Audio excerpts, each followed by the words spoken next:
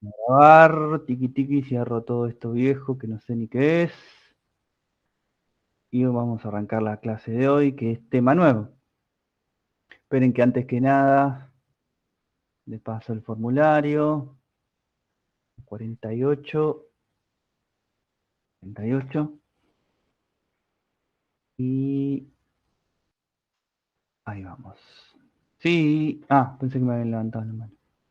Unas buenas. Esperen que ahí les paso el formulario y ya arrancamos. Enviar. Lo copio. Y lo habilito. Las dos cosas. Bueno, ahora sí estamos en condiciones de arrancar.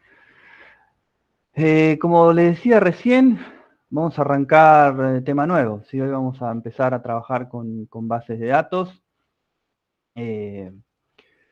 Nosotros vamos a utilizar puntualmente SQL, MySQL. Me confundí con el otro lenguaje, que igual si quieren les puedo mostrar por lo menos algo, porque lo tengo abierto para otra cosa. Pero vamos a empezar a utilizar MySQL, para lo cual vamos a requerir instalar el motor de base de datos MySQL. ¿Sí? Tenemos dos formas para instalarlo, las dos son sencillas, ninguna de las dos guarda alguna complejidad. Una inclusive es más sencilla que la otra. ¿Sí? Así que vamos a ir viendo las dos y les voy a explicar un poco cuáles son los programas que necesitamos. ¿Sí?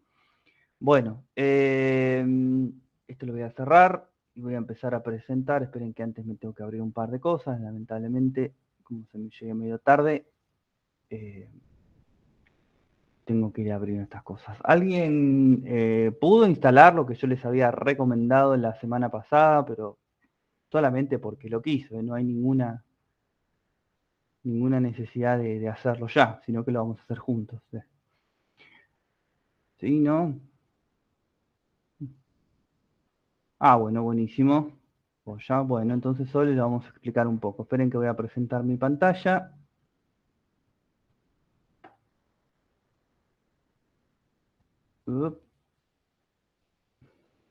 Ahí estamos. Bueno, lo que vamos a utilizar es un motor de base de datos que se llama MySQL, ¿sí?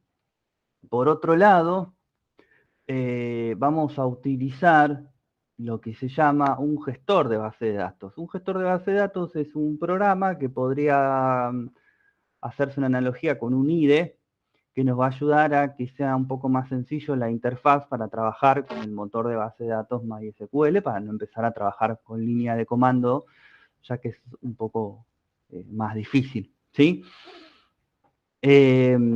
Así que lo que vamos a instalar es opción número 1 y la más sencilla, XAMPP, parece un versito de Balá. XAMPP, entra a la página de XAMPP y se descargan según la versión del sistema operativo que ustedes tengan. Yo en este caso tengo Windows, si no tenemos la versión de Linux, si hay una versión de Mac. Y aparte del sistema operativo que ustedes tengan, la arquitectura del mismo, en este caso, o en la mayoría de los casos ya todos los Windows son de 64 bits. Así que se bajan cualquiera de las versiones según el sistema y según la arquitectura. Y después acá tienen diferentes versiones porque el XAMPP no es solamente el motor de base de datos MySQL, sino que baja un conjunto de herramientas, que ahora se las voy a explicar un poco, que quizá para nuestra comisión no sean útiles, es cierto, el resto de las herramientas, pero por ahí una curso, alguna otra materia, alguna otra carrera acá dentro de Codo a Codo, por ahí les sirve ya tenerlo instalado. ¿Y qué son las otras herramientas? Bueno, primero y principal, instalar con el XAMPP la versión PHP. Y fíjense que acá tenemos varias versiones, 8.028, 8.1.17, 8.2.4. Entre estas versiones de PHP la diferencia es mínima, con lo cual cualquiera de estos tres que bajen no va a haber ninguna diferencia importante en cuanto a las versiones de PHP ni de MySQL. Bajan cualquiera y listo. ¿Sí? ¿Por qué les decía que esta es la manera, de las dos maneras sencillas, esta es todavía la más sencilla? Simplemente porque siguiente, finalizar, no hay otra vuelta, ¿sí? No tiene mucho más que eso, ¿sí? Acá habla de MariaDB, y ahora les voy a explicar, durante la clase de hoy vamos a hablar un poco de esto, ¿sí? Pero vamos a decir que es MySQL. Como les decía, si ustedes se lo descargan, le dan iniciar la instalación, siguiente, y nada más, y se va a descargar un programa que va a tener un dashboard, un panel como es este que está acá, ¿sí?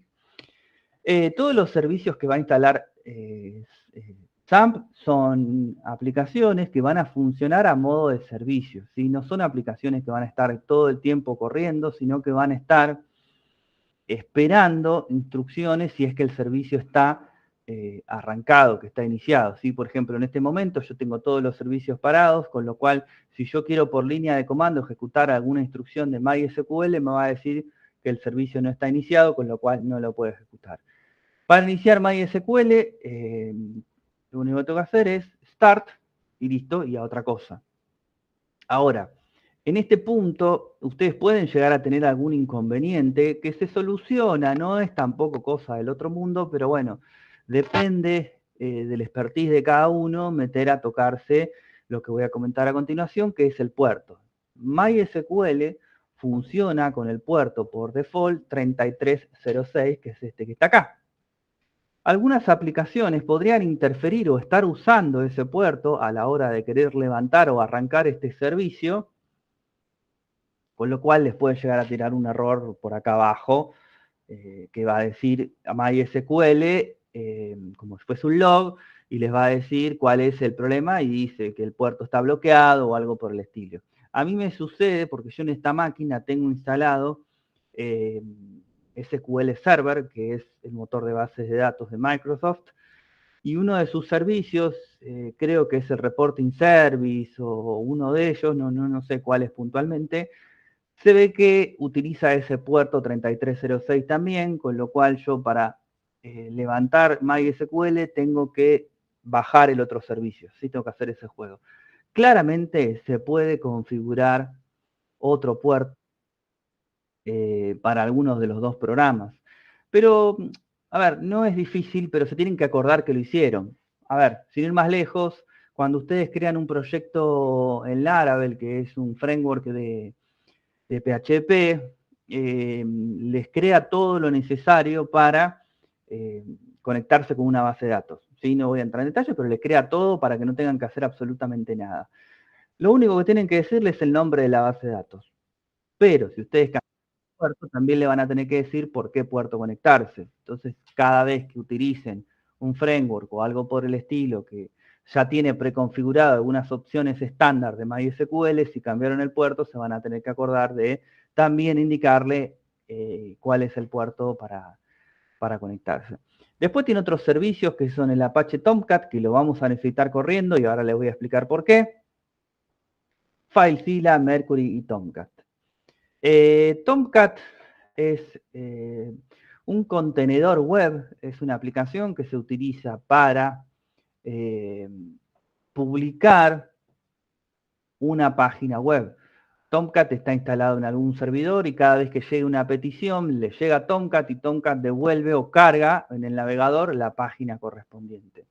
Mercury nunca lo utilicé en la vida, sinceramente, no sé ni para qué es, creo que es una especie de servicio de correos, algo por el estilo, nunca lo usé, no les voy a mentir. FileZilla es un software, un aplicativo que se utiliza para transferencia de archivos, peer-to-peer, se le dice par-to-par, no sé cómo es exactamente la sigla, pero es un servicio de FTP. FTP es un protocolo de transferencia de archivos, File Transfer Protocol. Cuando ustedes navegan en Internet, por lo general, parecería que es todo lo mismo, pero no es todo lo mismo. Distintos protocolos para descargar información, para compartir información, para levantar una página en un navegador. Todo eso no corresponde a nuestra carrera puntualmente, sino que es más todo lo que tenga que ver con protocolos al modelo OSI, tiene mucho más que ver con una carrera más técnica, se me hace una ingeniería en sistemas o una carrera de redes o networking, una cosa así. Pero bueno, si a uno le interesa, le comento, puede ir a ver a lo que me refiero con el modelo OSI. Pero bueno, volviendo al SAMP, si ustedes lo descargan, le dan siguiente y estos dos servicios levantan perfectamente, listo, a otra cosa mariposa, sale andando. Ahora bien, esto que está iniciado acá, que dice MySQL, es el motor de bases de datos, o sea, el programa que tiene toda la lógica para interactuar y para construir o destruir bases de datos. Tiene toda esa lógica, pero a través de lo que sería la línea de comandos. Yo necesito algún programa que a mí me ayude, me agilice ese trabajo para que sea más rápido y más dinámico. SAMP tiene también lo que es el PHP-MyAdmin. PHP-MyAdmin es un programa que tarda 2 años, no sé por qué tarda tanto. Vamos. Ahí está. Es un programa que se utiliza para conectarse con el motor de base de datos MySQL y tenemos todo lo necesario para poder crear bases de datos, tirar consultas, bueno, crear configuraciones de la base de datos, se pueden crear roles, permisos, se puede exportar la información, importar, hay un montonazo de cosas que se pueden hacer con una base de datos que no tiene que ver solamente con la inserción de datos, ¿no? Entonces, ¿estas dos cosas sirven? Sí, sirven, pero no es exactamente lo que vamos a utilizar nosotros. Yo les voy a indicar exactamente lo que vamos a utilizar nosotros, y solamente a modo de homogeneizar para que todos tengamos lo mismo, porque si cada uno tiene un software diferente nos vamos a volver locos. Si lo saben usar y no requieren, digamos, de asistencia, no hay ningún problema, utilicen el que quieren, ¿sí? Pero si no, vamos con el que yo uso para que estemos todos en la misma. Una vez que yo tengo instalado SAMP, voy a hacer lo siguiente. O también lo que voy a hacer podría servir para la opción número 2 de instalación, que sería venir directamente a la página de MySQL. Voy a entrar a la página de MySQL. Voy a la parte de Downloads. Y yo tengo por acá abajo, dice MySQL Community GPL Download. Esto que está acá es el motor de base de datos pelado, solo. Sería esto que está corriendo acá. O sea, la lógica que yo necesito para interactuar y para trabajar con base de datos, que yo la instalé con el SAMP, la puedo instalar aparte sola si descargo esta aplicación. Esta aplicación, insisto, me va a descargar solamente la lógica. No voy a tener este programa si es que fui por esta segunda opción, ¿sí? Ahora, si yo fui por esta segunda opción o fui por la primera y tengo instalado SAMP y no quiero utilizar esta aplicación, sino que quiero usar la que yo les voy a decir, voy a hacer lo siguiente. Me voy a fijar acá arriba, ¿dónde estaba? ¿Atrás? Sí, está una atrás. De nuevo a Downloads. Y yo acá tengo en algún lado... Ah, no, tengo que entrar ahí, perdón. Tenía que entrar ahí y me muestra otras descargas acá. Tengo... no lo veo... Workbench, acá está. El Workbench es el IDE o el gestor de base de datos oficial de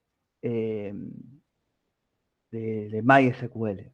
¿Sí? Fíjense que lo único que tengo que hacer es descargar y me va a descargar un IDE igual a este que está acá. Esperen que lo minimizo porque no lo puedo traer, si no, ahí está. A este que está acá. A mí me gusta más, hay gente que no lo considera así, pero a mí me gusta más, la verdad que es bastante potable. Yo lo voy a cerrar y lo voy a volver a abrir. Le voy a mostrar por qué, para arrancar de cero. Si ustedes lo instalan por primera vez, todo esto que está acá, ustedes no lo van a tener, porque estas son distintas conexiones a otras bases de datos que yo tengo, algunas de ellas son remotas, ¿sí? Pero fíjense que la primera es el localhost, o sea, es una instalación local. Esta conexión que está acá es la que se está conectando con el motor de base de datos, en mi caso, este que está acá. Porque yo instalé SAMP, yo utilizo SAMP para otra cosa, ya lo tenía instalado, lo único que hice fue bajar solamente Workbench, porque lo otro no lo necesito, porque el motor ya lo tengo corriendo, y generé una conexión para trabajar con Workbench desde este motor que se instaló acá. Aparte de Workbench, hay un montón de otros gestores de base de datos. Yo tengo, por ejemplo, acá también minimizado Heidi, ¿sí? Heidi es bastante livianito, tiene unas cosas buenas, algunas otras que no me gustan tanto, pero está bueno. Si no, además de ese tienen DB Beaver, el del castorcito este que está acá. Yo le decía un oso hasta que alguien me dijo es un castor, y es cierto, es un castor. También se descarga gratuito y es un gestor de base de datos bastante bueno. No hay ningún problema, se puede conectar con distintos motores de base de datos, MySQL, Postgre, ahora vamos a hablar un poco ese, SQL Server, Sybase, Teradata, Firebase, hay un montón, ¿sí? Access, ni siquiera sabía que se puede conectar con Access. Si no, tienen también SQLite, creo que es otro, nunca lo usé este, pero también se puede llegar a utilizar. No habría ningún inconveniente con cualquiera de ellos, ¿sí? Esto es a gusto de cada uno, al igual que cuando hablábamos de los IDE, esto es a gusto del desarrollador o en este caso del DBA. Pero nosotros vamos a ir con Workbench, ya que es el producto oficial de MySQL y es el que yo acostumbro a utilizar. ¿Sí? A veces se cuelga el Workbench, no le voy a decir que no, pero los otros también tienen algo en contra. No es que uno es perfecto y el otro es buenísimo. ¿Sí? Hay que acostumbrarse y trabajar. Bueno, ¿se entendió más o menos lo que tenemos que hacer? Nico Bárbaro, el SAMP y el WD, ¿qué sería ese? No lo conozco. No, quise poner Workbench, profe. Ah, ok. No, está bien, listo. Sí, le quería hacer una consulta igual. Sí, Bueno, yo utilizo MySQL y el XAMPP lo usaba solamente para trabajar con PHP. sí. Y después no lo uso más. O sea, yo no activo MySQL ni el Apache para usar el Workbench. ¿Qué tenés? Otra instancia entonces instalada de MySQL. No, ni idea. Claro, o sea, se pueden instalar múltiples instancias. O sea, por ahí vos tenés instalado esto, como vos lo decís, sin correr, vos no lo tenés corriendo esto. Claro. Claro, vos podés instalar esto y a su vez podés instalar aparte otra instancia de MySQL, lo podrías hacer tranquilamente. En realidad se puede hacer en todos los motores de base de datos. Ah, está bien. Capaz que tenés Sí, eso. sí.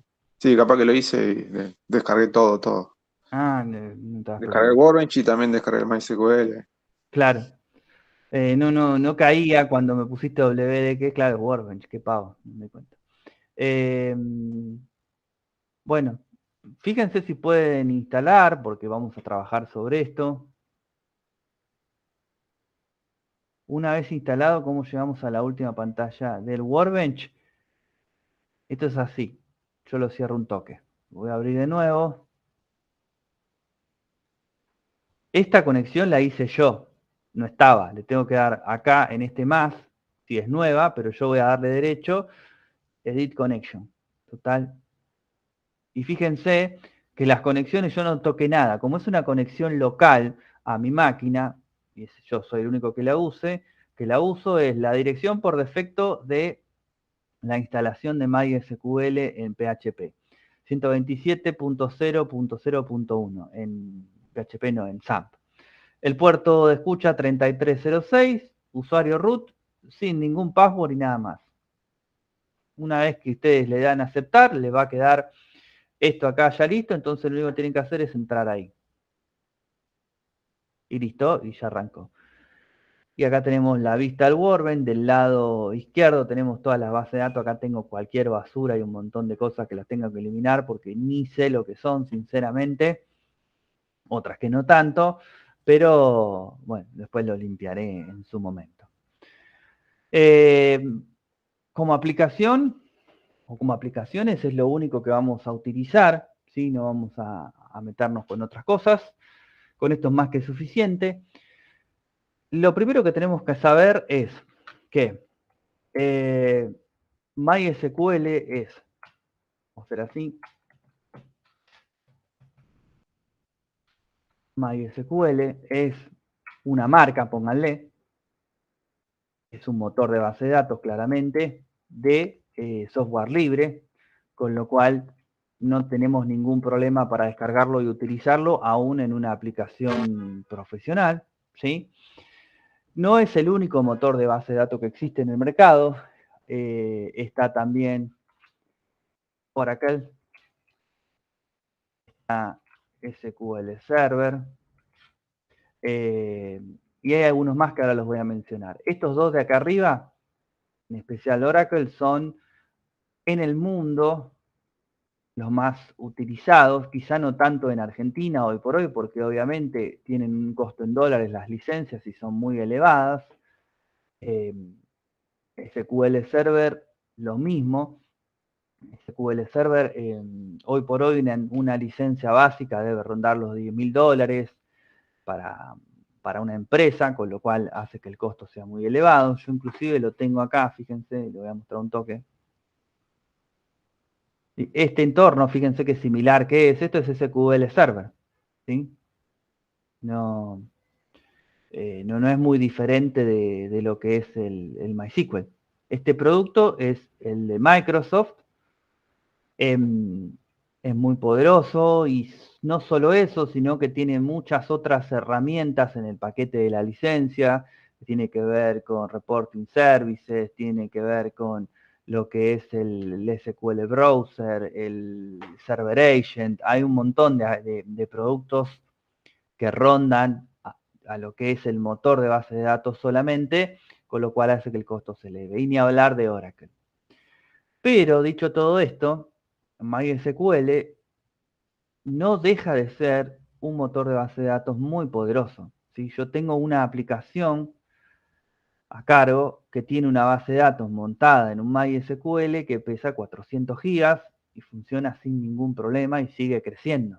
¿Sí? Ahora estamos haciendo algunos trabajos para borrar algunos registros. Pero no tiene nada que envidiarle a estos dos. ¿Sí? Sí. Hola, profe. Le hago una consulta porque estaba intentando ingresar yo a MySQL. Tengo Sí. dos consultas, mejor dicho. Una con SAMP, que trato de levantar MySQL y no me lo levanta. Yo ya lo tenía previamente descargado porque, bueno, lo he intentado utilizar. Y ahora estaba intentando querer ingresar ¿cómo se llama? Al programa y no me deja y me tira contraseña de password y no tengo ninguna password. Creé una nueva conexión llamada prueba, de hecho, sin coso y tampoco me dejó ingresar. Eh, no sé cómo solucionarlo realmente. Como para ir. Cuando levantás acá, ¿qué te dice? Me tira password directamente. Te Ah, en pide, Apache, digo en sí, SAMP. sí. Me dice. Bueno, un segundito. Error MySQL shutdown inesperadamente. Esto podría ser porque está bloqueado el puerto. Missing dependencies. Tema de privilegios, crash. Sí, Por automatic. Apache te levantó, Sí, Apache sí. no te levanta MySQL. Eso es porque hay algún software, vos tenés algún software que está usando el 3306. Ah, ok. ¿Tenés Bueno. instalado MySQL? Digo, SQL Server o algún otro motor. Sí, tengo SQL Server. SQL Server Management Studio, sí. Claro, es eso. Vos tenés que venirte acá a servicios. Esperá que Servicios. cargue, ¿eh? Sí, Ah, sí. me abre acá. Lo ordenás por nombre. Lo que pasa es que no me acuerdo cuál es, pero los paramos todos y después cualquier cosa lo volvés a iniciar, no pasa nada. Y después vos probás a ver cuál es cuál. Ok. ¿Dónde está? ¿Cómo es? Microsoft es. Sí. Microsoft SQL Server, ¿y por qué no lo encuentro? SQL Server, MSS SQL Server, SQL Server Browser y BSS Writer Bueno, SQL. parate sobre todos, total no pasa nada, porque cuando reiniciás la máquina o lo Sí. volvés a iniciar a mano no pasa nada. Te parás sobre el servicio, botón derecho y le das detener, de todos los Ok, que son MySQL. Digo, SQL Server, perdón. Me cuelgan con... ahí está. Bueno, dale porque yo no me acuerdo a cuál es cuál. Dale a todos Sí, sí. y ahí vas a poder levantar el motor de base de datos. Y después vos te fijas con tiempo cuál es el que te está jodiendo con el puerto y no sé, lo configurás diferente o haces este juego de cuando levantás uno no levantás el otro. Genial, gracias, profe. Y nada. Yo lo hice de otra forma, ¿Cómo lo hiciste? porque también me pasó esa, porque también una vez quise jugar un ratito con MySQL. Control a suprimir para ir a la parte de administrador de tareas, Sí. y busqué el que decía MySQL y detuve la tarea nomás.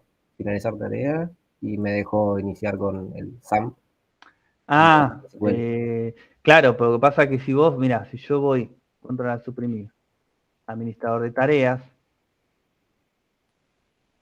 yo tengo que tener acá el SAMP, ¿sí? Si yo acá le doy también finalizar tareas, me lo va a cerrar de los servicios también. Claro, pero yo busqué uno que decía solo MySQL porque era el único que no me funcionaba. El Eh, único que no me dejaba poner Start. Viste que se te vos, pone un cuadradito verde. vos buscaste uno que diga SQL Server.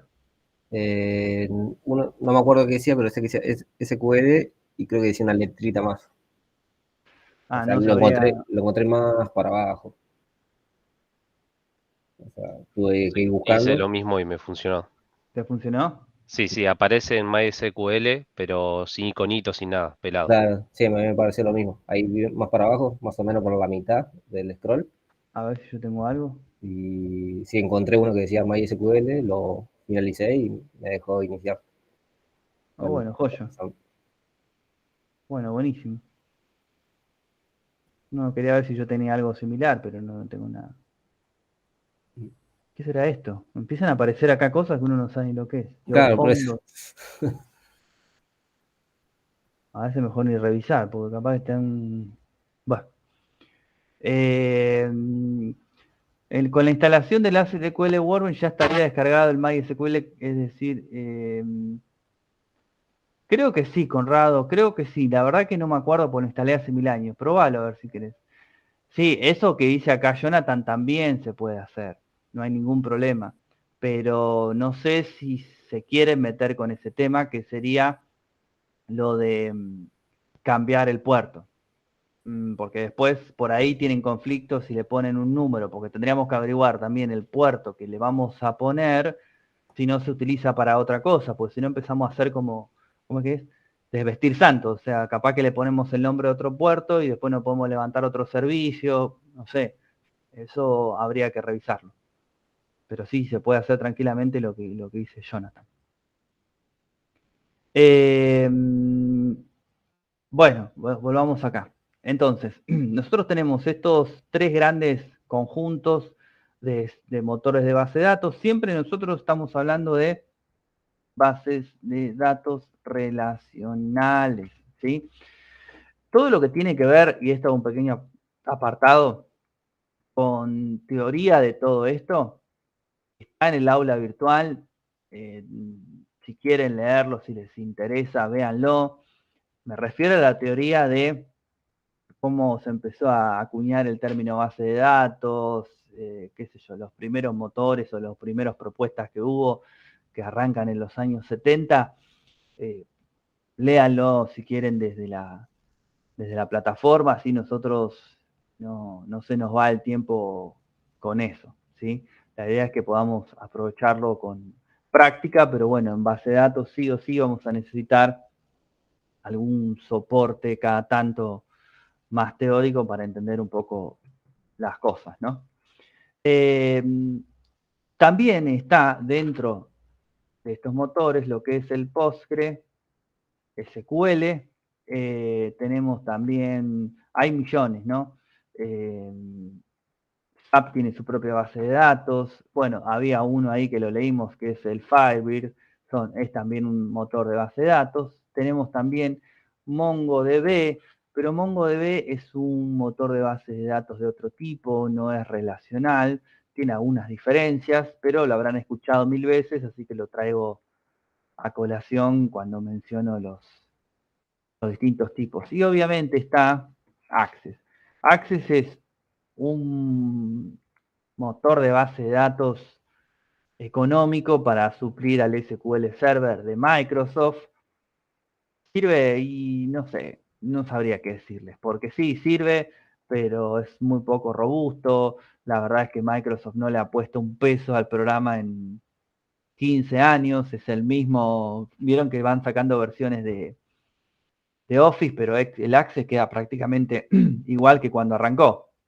Le habrán hecho algunas mejoras muy chiquitas, pero es lo mismo. Cuando trabajamos con Visual Basic hace 15, 20 años atrás, estaba bueno, pero ahora me parece que ya quedó un poco demasiado atrás. Pero funciona y es un motor de base de datos relacional, con lo cual lo que nosotros vamos a hacer está más que bien. Lo primero que tenemos que entender, y ya que mencioné todos estos distintos tipos de base de datos, es que SQL, ¿sí?, es un lenguaje de programación. Significa lenguaje de consulta estructurado, ¿sí? Profe, ¿y MariaDB? MariaDB es un primo hermano de MySQL, ¿sí? Es un motor de base de datos que tiene algunas diferencias muy pocas con MySQL, ¿sí? Todo lo que nosotros trabajemos en MariaDB lo podemos aplicar sobre ese MySQL y viceversa, ¿sí? Tiene su historia de por qué se llaman diferentes, pero la verdad es que tienen muy pocas diferencias y prácticamente son iguales, ¿sí? Después, si quieren, les averiguo bien cuáles serían esas diferencias, pero no hay ningún problema. Es más, vamos a usar nosotros para conectarnos a una base de datos MariaDB, un conector MySQL, y funciona perfecto, como si nada, ¿sí? Así que fíjense que la diferencia es casi nula. Les decía entonces, SQL es un lenguaje de programación, que significa lenguaje de consulta estructurado, y obviamente tanto MySQL como SQL Server lo tomaron como parte de su nombre propio. ¿Por qué les digo esto? Porque, por suerte, todo lo que nosotros aprendamos y estemos montados sobre esto, que es MySQL o MariaDB, prácticamente lo podemos hacer de la misma manera en cualquiera de los otros motores de base de datos, ¿sí? No va a haber diferencia. Yo les puedo decir a ciencia cierta porque he trabajado con Oracle y SQL Server, que es más, lo tengo acá, y solamente unas cuestiones muy finas tienen de diferencia. Por ejemplo, cuando ustedes quieren seleccionar algunos muy pocos registros de una base de datos, se utiliza un comando que se llama top 5, top 6, top 10, top 20 y les devuelve los primeros 20 registros. En Oracle y en SQL Server es con top y en MySQL y MariaDB es con limit. La diferencia, vaya uno a saber por qué no lo hicieron exactamente igual en los dos. Algo querían variar y le mandaron eso. Es una pavada, sí, pero el resto de las cosas va a ser exactamente igual, ¿sí? Nosotros vamos a empezar a trabajar con base de datos. Yo acá tengo una definición muy sencilla de base de datos, ¿sí? Dice, una base de datos relacional define un conjunto de reglas que se deben respetar para almacenar la información que se necesite, ¿sí? No es la mejor definición, pero es una que a mí me gusta mucho. ¿Por qué? Porque nosotros lo que vamos a hacer es construir un repositorio de información y ese repositorio de información nosotros le vamos a establecer reglas para almacenarlo, ¿sí? Que yo voy a tener que cumplir una vez que las defina a rajatabla. ¿Quién se va a encargar de hacerlas cumplir? El motor de base de datos.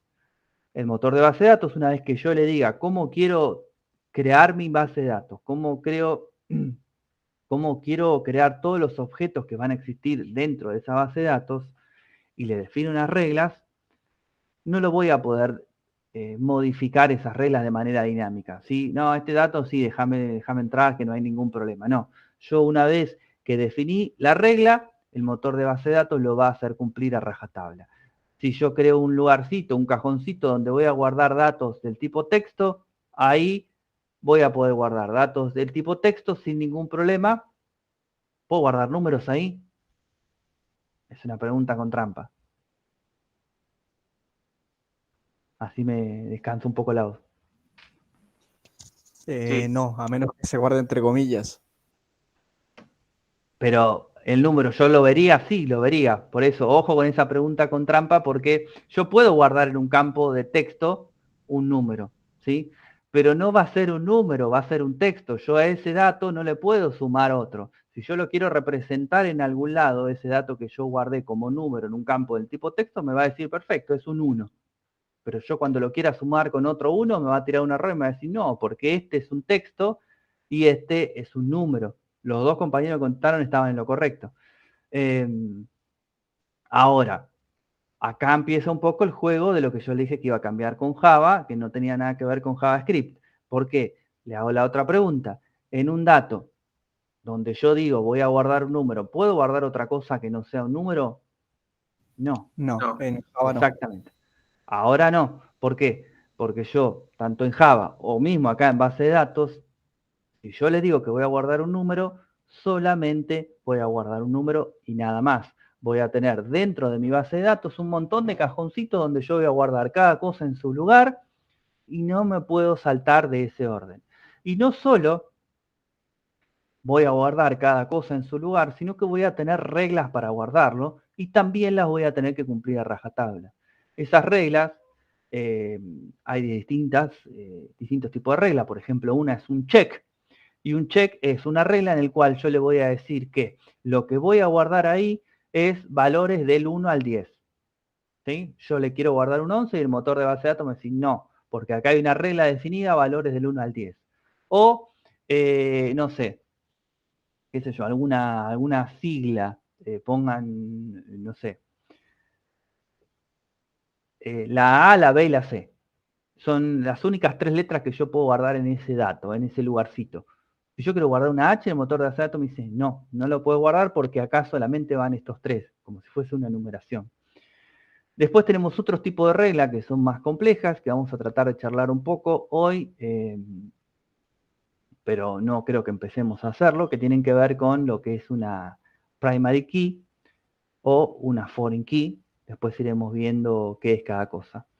También tengo una regla que se llama default. Por ejemplo, una regla default es lo mismo que habíamos visto con el switch, que quiere decir que si yo a ese campo no le agrego ningún dato, sí, ahora vamos a hablar de lo que es un campo, pero vamos a decir entonces a ese lugarcito yo no le agrego ningún dato, el motor de base de datos por default le guarda un 1, o le guarda un sin dirección, o le puedo guardar un sin comentarios, por ejemplo, ¿sí? Alguna palabra inclusive le puedo guardar, no tiene por qué ser solamente un número.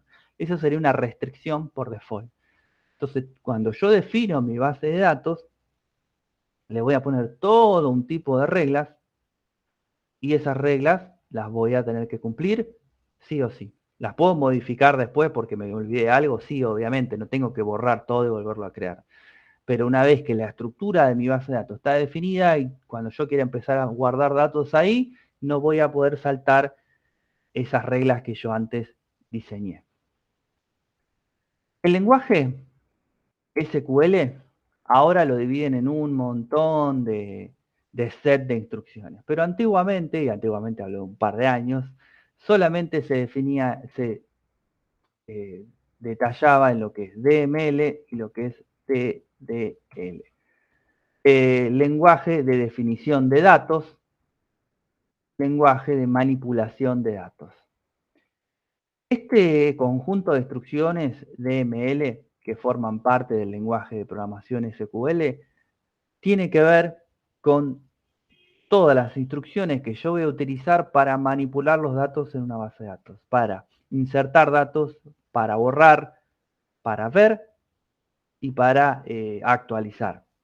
¿Sí? Estoy tratando de ser lo más general posible y no entrar en detalle de nada, ¿sí? Y este set de instrucciones de DDL, que es lo primero que nosotros vamos a encarar en este curso, es el lenguaje que yo voy a utilizar para definir la estructura de mi base de datos, para poder decirle, voy a necesitar una base de datos que se llame así, que adentro tenga todos estos cajoncitos para guardar datos, que cada uno de esos cajoncitos de que voy a guardar datos cumpla con estas reglas, ¿sí? Todo eso va a estar dentro del set de instrucciones que es de DDL.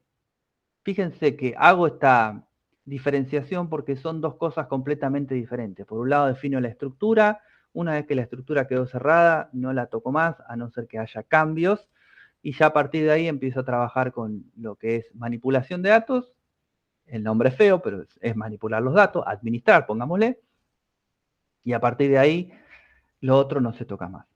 ¿Sí? Ahora vamos a hacer un pequeño ejercicio, algo como para ver cómo podemos, aunque sea, crear una base de datos. Pero antes, vamos a hablar de algo, no sé si nosotros lo vamos a utilizar mucho en este curso, pero es algo que tienen que conocer como desarrolladores, que tiene que ver con lo siguiente. Me voy a venir acá y voy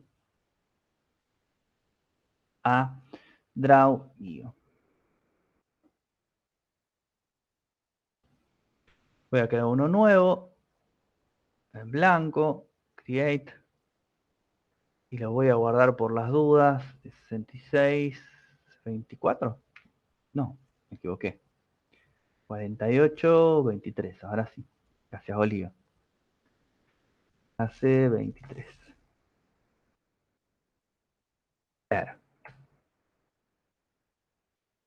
Un DER es lo que se conoce como un diagrama de entidad-relación. Piénsenlo como si fuese el plano previo a construir una base de datos. Yo, a partir de este DER, que es un diagrama que forma parte del conjunto de herramientas del análisis funcional, antes de sentarme a codear, es un gran error sentarme a codear con poca información o con dudas o sin nada de información, a no ser que nos pidan, bueno, no sé, un formulario para poner nombre y apellido y teléfono, qué sé yo. Pero si no, si es un software medianamente grande o grande, voy a necesitar soporte para poder entender bien qué es lo que estoy haciendo. Y eso es el diagrama de entidad-relación.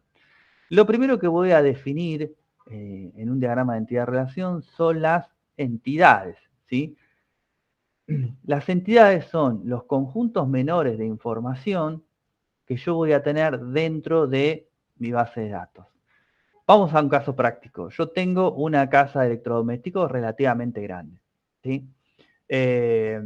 No vayamos a una cadena ni nada por el estilo. Una casa de electrodomésticos grande. ¿Yo voy a tener información de mi negocio? Sí, mucha, pero esa información va a ser variada. Vamos a Una pensarlo. consulta.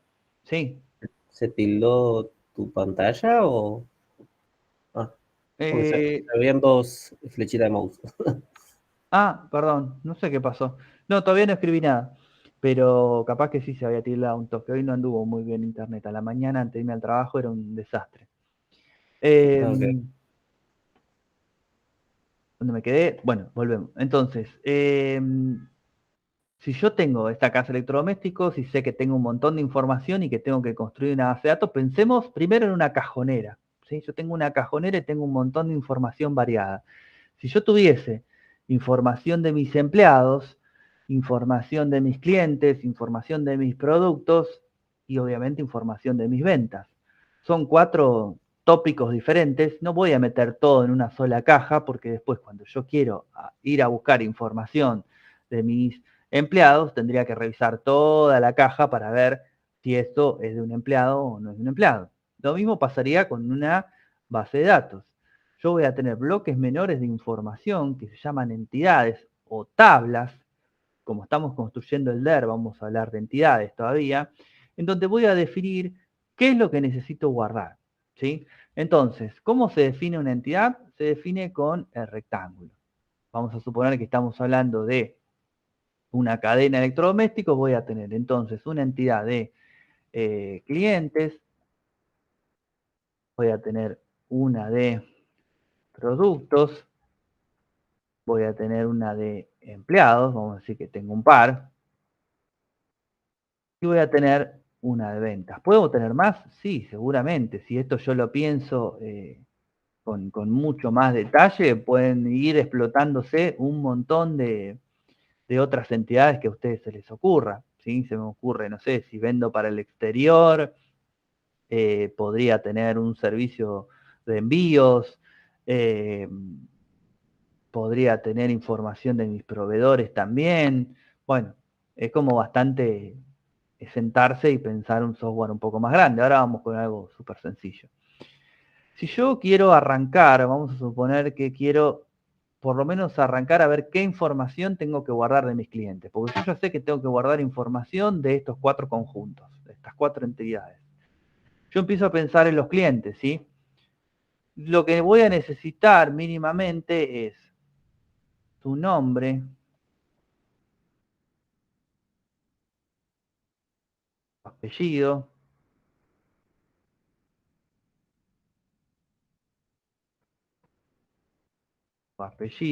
¿sí? Y ahora vamos a ir viendo qué otros datos más. Pero toda la información que yo necesite almacenar de esta entidad cliente se va a relacionar con la tabla clientes a través de una flecha. ¿Sí? Cada uno de estos campos que yo voy a ir generando en el DER van a tener una propiedad de algún tipo, ¿sí? Que ahora vamos a explicar a qué hago referencia. Vamos a algo sencillo, nombre, apellido, vamos a poner mail, vamos a poner DNI, seguro me van a decir, y pueden haber más, ¿sí? No voy a gastar tanto tiempo de la clase en armar anotada en elaborado, pero puede haber más. Lo que a ustedes se les ocurra, puede haber mucho mayor detalle, no sé, localidad, dirección, ¿por qué no país? Si estamos pensando en esto de hacer algo con envíos al exterior, qué sé yo. Puede haber un montón de otra información. Ahora, vamos a pensar en que yo voy a construir esta entidad, esta tabla que está acá, ¿sí? Ahora sí, me voy a valer del Excel porque es genial para explicar esto. Entonces nosotros dijimos que vamos a crear una tabla que va a almacenar, nunca pagué la licencia de Excel, creo que nadie la hizo en la vida, nombre, apellido, mail y DNI, ¿sí? A ver, yo voy a empezar a almacenar información en esta tabla, ¿sí? Que puede ser mi nombre, puede ser cualquier cosa, ¿no? Sarasa, Sarasa, Sarasa, mail Sarasa, Sarasa, Sarasa y DNI, ¿sí? Vamos a poner así sin repetir porque justamente quiero mencionar algo por el estilo. Bueno, si yo quiero construir esta tabla, ¿la puedo construir sin ningún problema? Sí, el motor de base de datos me va a decir, bueno, perfecto, construirla. Pero nos vamos a empezar a encontrar con problemas cuando almacenamos la información de esta manera. ¿Por qué? Porque yo voy a indicarles solamente cómo crear cada uno de estos se denomina campos, nombre es un campo, apellido es un campo, mail es un campo, DNI es un campo. Y el conjunto de instrucciones completo se llama registro. Todo esto es un registro de la tabla clientes, que es la que nosotros queremos crear. Todo esto es un registro de la tabla cliente, todo esto son registros de la tabla clientes, ¿sí? Pero cada línea es un registro completo. Una vez que yo defina lo que quiero hacer, le voy a decir al motor de base de datos cuál va a ser las propiedades del campo nombre. Entonces yo le voy a decir, perfecto, el campo nombre, yo quiero almacenar datos del tipo alfanumérico hasta 70 caracteres, y no sé el nombre más largo que pueda haber. Lo mismo con apellido, Lo mismo con mail y lo mismo con DNI. Con mail no habría ningún problema. Con DNI, lo voy a decir que es un dato del tipo numérico, pero se me empieza a presentar un problema, ¿sí? Que es el siguiente. Supongamos que todavía no hablamos del DNI. Vamos a estos datos que están acá. Yo puedo, sin ningún problema, tener datos repetidos. ¿Por qué? Porque yo puedo tener dos personas con el mismo apellido. Es mi caso, mi mail es nicolás.fernández4. Así que entiendo que dentro del gobierno de la ciudad debe haber otros 3 Nicolás Fernández, mínimo. ¿Sí? Entonces, nos podemos encontrar con el problema de datos repetidos. El DNI, ustedes me pueden decir, perfecto, lo podemos utilizar para validar si el dato no está repetido. Y no sé, no es lo mejor, porque hay casos, y esto se sabe, que hay DNI repetidos, ¿sí? No sé qué habrá pasado, el error que se habrá generado en su momento, pero hay DNI repetidos. Creo que el único dato unívoco a nivel nacional en la Argentina que está sin repetir es el CUIL, pero DNI hay repetidos. Es más, uy, es más, y esto es un pensamiento mío, hoy por hoy, los últimos 20 años, hubo una revolución tecnológica importante, pero sinceramente yo no sé cómo hacían en el año 81, cuando yo nací, para no ponerle el mismo DNI a una persona que nació en el Chaco y otro que nació en Ushuaia. La verdad que no tengo idea cómo hacían. Pero bueno, algún sistema habría, pero ese sistema podría avalar que haya DNI repetidos, hoy por hoy. Entonces, nosotros nos tenemos que valer de algún campo en particular para poder hacer que estos registros completos sean únicos y yo pueda recuperar un solo registro y asegurarme que voy a poder recuperar un solo registro. ¿Por qué? Porque si yo quiero, por ejemplo, armar un formulario para cargar los mails de las personas porque están mal cargados, y yo quiero cargar ese formulario con una persona a la vez, cuando le digo a Java que me traiga la información, si me trae más de uno por algún error en la construcción de la base de datos, se va a romper, va a explotar y me va a tirar un error y no va a andar más, porque me trajo 2 o 3 o los que me haya traído. Yo tengo que encontrar un mecanismo para identificar a cada uno de esos registros de manera unívoca. Y ese mecanismo, alguno ya lo habrá escuchado, es el ID. El ID es la contracción de identificador. Y este ID que está acá va a ser un dato que no se va a poder repetir en toda mi tabla y que podría o no, pero podría ser autoincremental. Entonces, por cada registro nuevo que yo cree en esta tabla, se le va a agregar automáticamente un número. ¿Sí? Si yo, en lugar de pedir que fuese autoincremental, que le puedo decir al motor de base de datos, encárgate vos de poner estos números autoincrementales, yo no te lo voy a pasar, hacelo vos, me dice no hay problema, yo me encargo.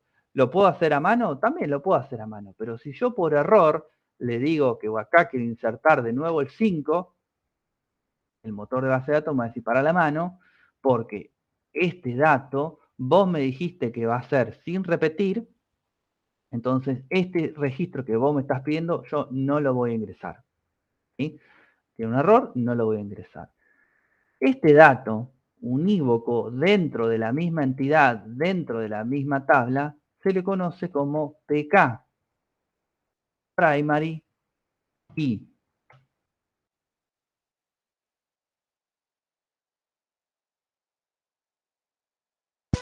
Ahí está.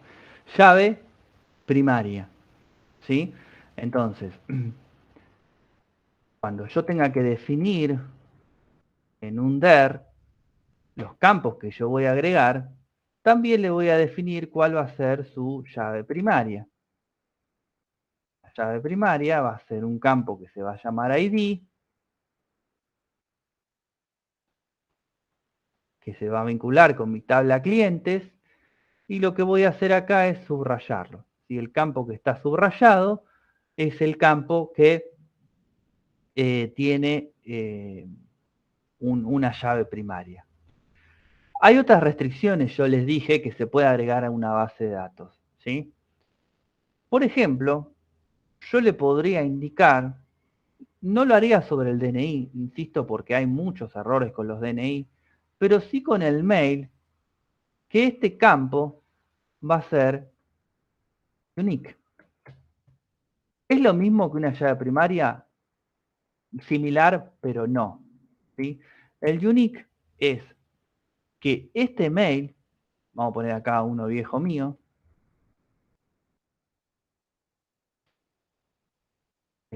¿cómo era? Ya ni me acuerdo, Hotmail, hace 1000 años que no lo uso, ¿sí? Que este mail no lo voy a poder tener dos veces, ¿sí? Lo uso como una clave de identificación única, ahí no, porque sería re difícil. Imagínense, devolveme el usuario cuyo mail es ni-bajo, no. Más sencillo que la llave primaria siempre sea un ID.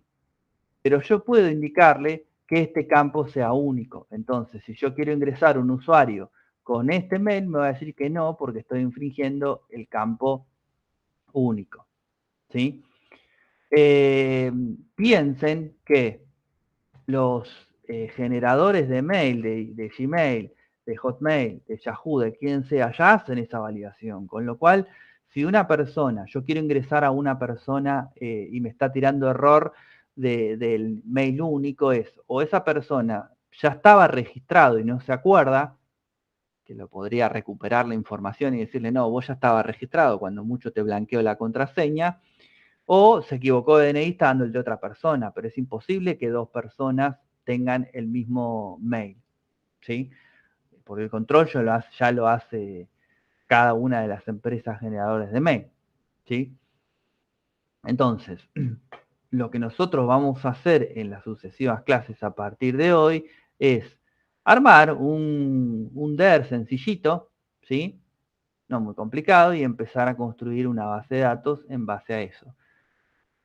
Falta una cosa acá que hoy no la voy a charlar, pero es la siguiente. Todas estas entidades están más solas que nada. Estas entidades van a guardar entre sí alguna relación y esa relación es la que nosotros vamos a explotar para almacenar la información de una manera mucho más eficiente, ¿sí? Para terminar hoy, por lo menos, vamos a hacer lo siguiente. Vamos a crear una base de datos. Crear una base de datos es la cosa más sencilla del mundo que hay. Lo único que tengo que utilizar es una instrucción que forma parte de TDL y iba a decir drop, es create database y le ponemos un nombre. Le vamos a poner db48, ¿sí? Quinto, en este caso yo no tengo otra cosa, pero si no puedo hacer un lío. Le doy al rayito, no se ve, pero ahí dice que fue creada. Y ustedes no la van a ver porque hay que refrescar, eso sí, pero además yo la tengo que poner en uso. Le voy a decir use db48. Le doy de nuevo rayito y ahí apareció. Está ahí. Y fíjense que se abrió el triangulito este que está acá y me muestra un montón de cosas que esta tabla va a tener, que esta base de datos va a tener adentro. Todas vacías, ¿sí? Son categorías con objetos de la base de datos que están todas vacías. Tablas, view, store procedure y functions. Las tablas son los conjuntos de información que van a hacer esto que yo les mencioné antes, ¿sí? Las vistas son trozos de las tablas, pero de solo lectura. Si yo puedo crear un montón de vistas que me muestren información de lo que se les ocurra, pero esa información que yo voy a compartir en una vista es de solo lectura, no la voy a poder modificar. Un store procedure es un procedimiento almacenado. Yo puedo crear funciones con el lenguaje de programación SQL que generen algún tipo de cambio inclusive en los datos de mi base de datos que van a ser mucho más eficientes que hacerlo desde una aplicación. Vamos a suponer que creo el campo, no sé, a un campo con algún cálculo, no sé, lo que a ustedes se les ocurre. Si yo lo tengo que generar desde Java o desde PHP o desde lo que sea, tengo que generar ese cálculo, ir y guardarlo en la base de datos, y tengo miles de registros, probablemente demore un tiempo, no sé si considerable, pero demore un tiempo en poder llenar toda la base de datos con ese cálculo. Yo puedo crear directamente en la base de datos un procedimiento almacenado que ese cálculo lo va a ejecutar directamente la base de datos. Y si yo comparo el tiempo de ejecución entre que la aplicación se conectó a la base de datos, hizo todos los cálculos y devolvió los resultados para mostrar el OK, y lo que terminó en tiempo el store procedure, son dos cosas que no tienen nada que ver. El store procedure es infinitamente más rápido. Y las funciones tenemos de dos tipos. Las funciones propias del sistema, el sistema tiene un montón de funciones, como son la función year, que me muestra el año solamente de una fecha, como concat, concatena cosas, como replace, que reemplaza datos. Si yo me equivoqué y puse punto y en lugar de punto quiero poner una coma en todos mis registros, tengo una función que le digo reemplazame el punto por la coma.